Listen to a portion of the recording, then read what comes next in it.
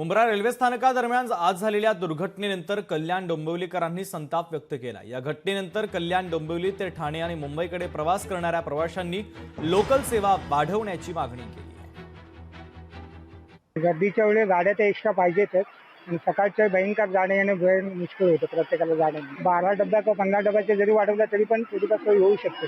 बायका सुद्धा अक्षरशः अंगठ्यावरती उभ्या राहून प्रवास करतात, पुरुष तर करतातच ते जीव धोक्यात घालून, आणि त्यांच्या फॅमिलीसाठी काहीच केलं जात नाही। आणि त्याच्यासाठी पर्याय गाड्या वाढवा, नाही तर ज्या गाड्या आहेत त्याचे डबे डबल करा, म्हणजे लोकांना कुठेतरी त्याचा फायदा होईल। गर्दी तर होतच राहणार आहे।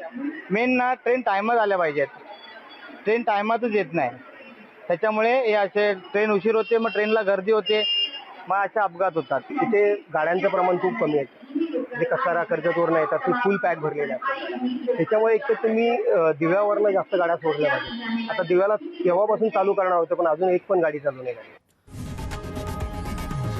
लोकशाही मराठी ऐका, पहा, जागरूक रहा।